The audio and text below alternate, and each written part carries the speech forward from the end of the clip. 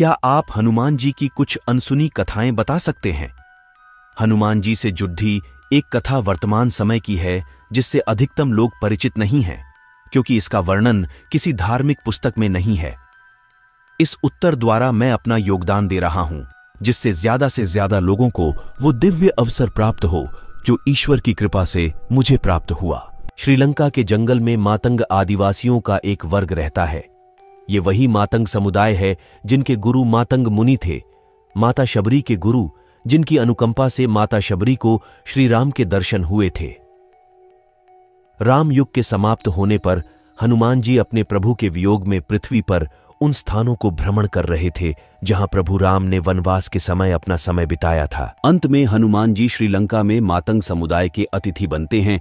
मातंग समुदाय की सेवा से प्रसन्न होकर हनुमान जी इन्हें मोक्ष प्राप्ति का ज्ञान देते हैं और साथ ही एक मंत्र देते हैं जिसके द्वारा मातंग लोग जब चाहे हनुमान जी का आवाहन कर सकते हैं। मातंग समुदाय विनती करते हैं कि हे प्रभु, जो ज्ञान और कृपा हमें प्राप्त हुई है वो हमारे आने वाली पीढ़ियों को भी प्राप्त हो। हनुमान जी मातंग समुदाय को वचन देते हैं कि वो प्रत्येक 41 वर्ष में मातंग समुदाय से मिलने आया करेंगे और वो आते भी रहे हैं। अंतिम बार ये समय 2014 में आया था। ये प्रथम अवसर था जब इस विषय पर मातंग समुदाय के बाहर भी लोगों को इस विषय में जानकारी हुई। ऐसा प्रभु की इच्छा से ही हुआ, अन्यथा 2 युग तक बाहरी दुनिया के लोग इससे अनजान ही रहे हैं। हनुमान जी जब भी यहां आते हैं तब कुछ दिन का समय मातंग समुदाय के मध्य व्यतीत करते हैं। हनुमान जी की चरण पूजा की जाती है जिसका एक विशेष प्रोसेस है। हनुमान जी अपने दिव्य वचनों द्वारा मातंग लोगों को ज्ञान देते हैं जिसे ये लोग अपनी भाषा में।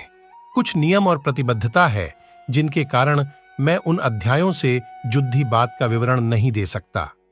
दूसरी बात यह है कि हनुमान जी के शब्दों को बखान करने का सामर्थ्य मुझ जैसे एक साधारण प्राणी में नहीं है।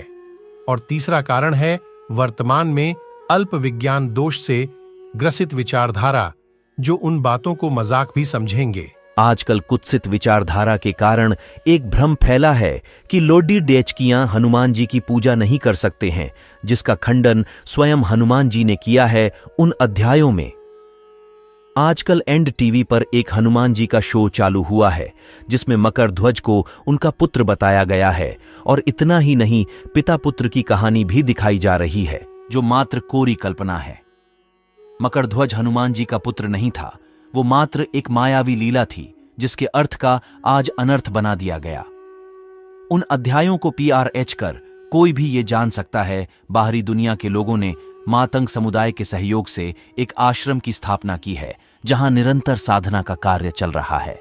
मात्र 20-25 लोग इस आश्रम में हैं। जो साधारण लोग हनुमान जी से साक्षात्कार करना चाहते हैं वो इस आश्रम के द्वारा अपनी इच्छा पूरी कर सकते हैं, जिसके बस 2 शर्त हैं जो ज्यादा कठिन नहीं है अथवा बहुत कठिन है। 1 वर्ष के लिए बाहरी दुनिया त्याग कर आश्रम में रहना होगा जहां कोई इलेक्ट्रॉनिक आइटम नहीं रख सकते। मात्र 2 जोड़े श्वेत वस्त्रों में समय बिताना होगा। पहले 6 महीने साधना द्वारा आत्मा की शुद्धि होगी, फिर अगले 6 महीने हनुमान जी की पूजा में भाग ले सकते हैं जहां श्री राम भक्त के दर्शन होंगे। यहाँ पर 1 वर्ष के लिए आने वाले पर दूसरी शर्त ये है कि उसके ऊपर कोई जिम्मेदारी नहीं होनी चाहिए परिवार की, जिसके कारण बहुत से लोग यही डिस्क्वालीफाई हो जाते हैं। जय श्री राम।